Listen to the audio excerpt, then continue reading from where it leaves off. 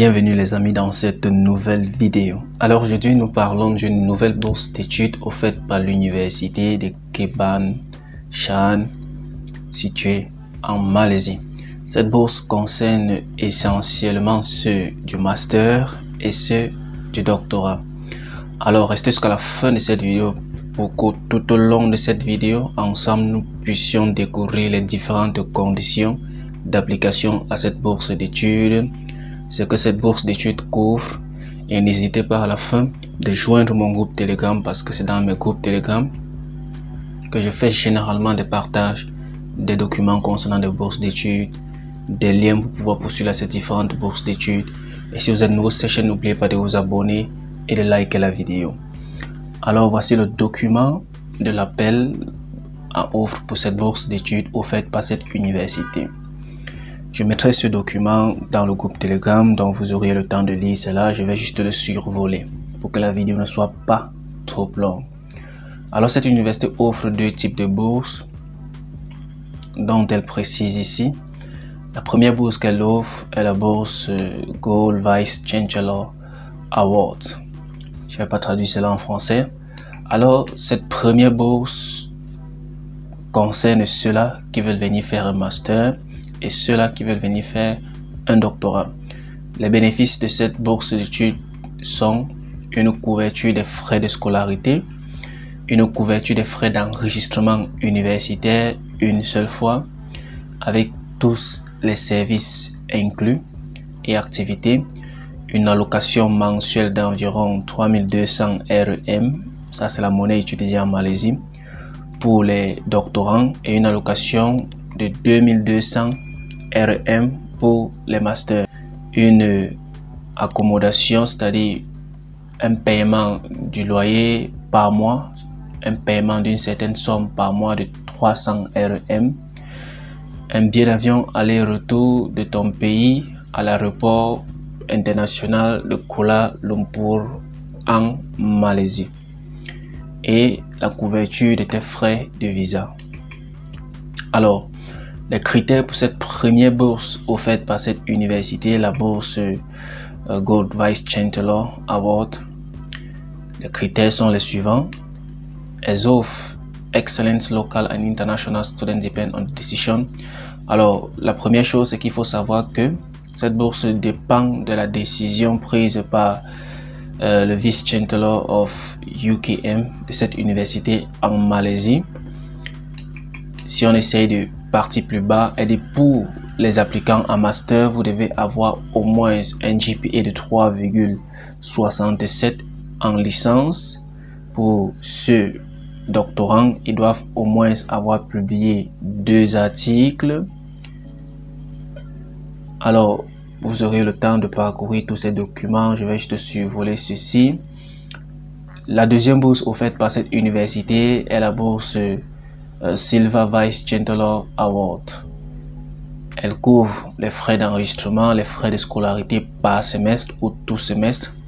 Elle donne une accommodation mensuelle de 2000 RM et pour les PhD, c'est-à-dire pour les doctorants, et de 1500 RM pour les masters. Une couverture d'une allocation mensuelle de 300 RM. Cette bourse-ci, cette deuxième bourse-ci, Silver, n'a pas de billet d'avion inclus, n'a pas de prise en charge des visas inclus.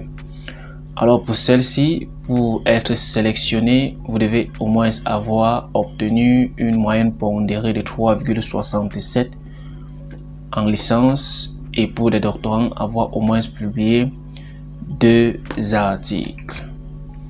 Alors la procédure de candidature pour cette bourse est suivante. Elle dit que tous les candidats intéressés par cette bourse doivent télécharger et remplir le formulaire disponible dans le site de centre des postgraduates, des graduates, c'est-à-dire ceux-là qui veulent faire master ou doctorat dans leur université. Il y a une fiche de candidature que vous devez télécharger dans leur site. On va voir ensemble, j'ai déjà eu à télécharger cela. On va voir ensemble à quoi ressemble cette fiche. Et lorsque vous devez finir, vous devez remplir toute cette fiche et joindre vos documents avec le formulaire de candidature et envoyer cela à cet email mentionné juste ici. Vous devez envoyer cela à cet email-ci. Alors ils disent que The application processing and evaluation process is summarized in the attached flowchart. All applicants will be evaluated by the university committee. Successful and unsuccessful candidate will be notified. Donc, si vous obtenez cette bourse, vous seriez notifié. Si vous ne l'obtenez pas, vous seriez toujours notifié. Et votre candidature sera évaluée par le comité de sélection de cette université. Alors, les thèmes et conditions de cette bourse d'études sont les durées. Pour les docteurs en philosophie et mots de recherche, c'est 6 semestres. Recherche mixte, c'est 6 semestres. Master, c'est 4 semestres. Master mixte, c'est 2 semestres. Donc, vous aurez le temps de parcourir tout ce document. Je ne vais pas tout le parcourir de peur que la vidéo ne soit pas trop longue. Alors, concernant le formulaire de candidature, il est là. Ce formulaire de candidature, vous pourriez l'avoir dans mon groupe Telegram. Alors, dans ce formulaire de candidature, il vous demande si vous n'avez pas de passeport. Vous pouvez marquer que vous n'avez pas de passeport. Vous pouvez postuler avec soit votre carte d'identité, c'est-à-dire votre copie de carte d'identité, soit avec votre passeport. Il est Certified True Copy. Donc, vous devez apporter une copie certifiée de votre passeport ou de votre carte d'identité. Une photo, c'est-à-dire dans cette partie-ci, vous devez juste cocher les documents que vous allez joindre à votre candidature. Donc, si vous avez mis une photo, vous cochez cela. Si vous avez mis un passeport certifié ou une carte d'identité certifiée, vous la cochez. Vous devez aussi mettre une copie certifiée de vos différents relevés de notes de licence ou de master, et de master pour ceux-là qui veulent postuler pour un doctorat. Vous devez mettre une copie des articles que vous avez publiés, vous avez eu à publier, les 2 articles que vous avez eu à publier. Vous devez aussi mettre la première page de votre application en ligne. On verra dans le site comment faire une demande d'application dans cette université. Aussi, vous devez mettre, pour ceux-là qui postulent pour un doctorat, vous devez mettre une proposition de recherche. Et en dernier lieu, vous devez cocher aussi une lettre d'intention que vous devez écrire à l'endroit de cette université-là. La question qu'il vous pose est d'écrire brièvement pourquoi tu as choisi la bourse offerte par cette université. Alors, tu dois mettre aussi ton CV. Ils ont donné les différentes coordonnées à qui écrit cette lettre-là, au directeur, au département des masters et doctorats de l'université de Kebanshan à Malaisie. Ils ont mis l'adresse et l'email. Assurez-vous de mettre cela dans votre lettre. Alors ici, cette partie-ci concerne vos différentes informations personnelles que vous devez remplir. Votre nom, date de naissance, votre âge, votre nationalité, votre genre, votre statut marital, la faculté que vous avez choisie. Toutes vos différentes informations, vous devez l'inclure dans cette rubrique-ci. Numéro de téléphone, votre email. Assurez-vous que votre email soit un email valide. Alors, dans cette rubrique-ci, vous devez mettre vos qualifications académiques. Le diplôme de licence que vous avez eu à obtenir, le diplôme de master que vous avez eu à obtenir, dans quel domaine, la moyenne pondérée que vous avez eu à obtenir, la spécialisation que vous avez eu à obtenir, l'année de soutenance ou l'année de fin d'études, le nom de l'université qui vous a fourni votre diplôme. Dans cette partie-ci, vous devez mettre la liste de vos publications. Si vous avez déjà eu à publier des articles, vous devez mettre cette liste ici. Ils ont demandé juste en moyenne 2 articles que vous devez remplir ici.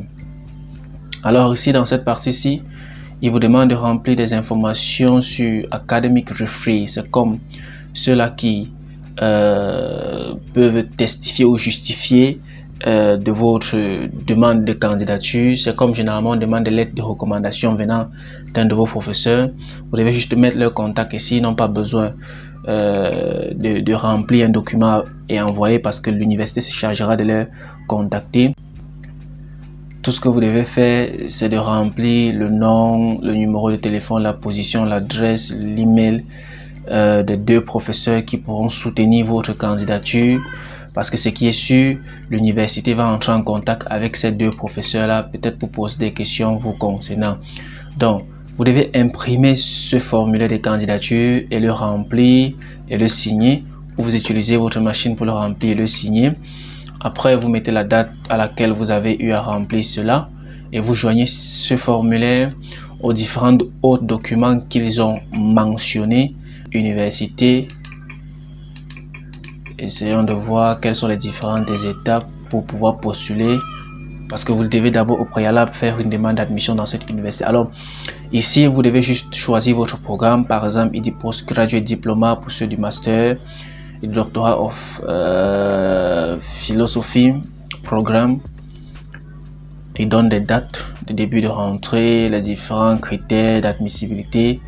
Et lorsque vous cliquez sur Apply pour cette université, ils vont vous diriger dans une autre rubrique, dans un autre onglet, dans lequel vous allez devoir remplir toutes vos différentes informations, comme par exemple le numéro de passeport, le code et tout le reste, si vous avez déjà été candidat.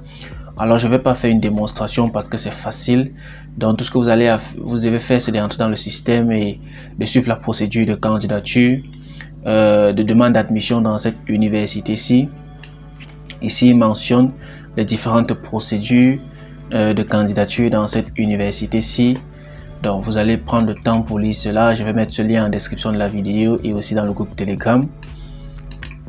Alors pour finir, voici ce document qui explique en détail les différentes étapes pour cette bourse-ci. Malheureusement, ils n'ont pas mis de date. Et dès lorsque la bourse commence, vous envoyez vos documents. Après vos documents, le centre télécharge tous vos documents. Ça passe devant une commission. Et après, si la commission juge nécessaire que vous méritez cette bourse-ci, vous êtes signalé. Si ce n'est pas nécessaire, vous êtes toujours signalé.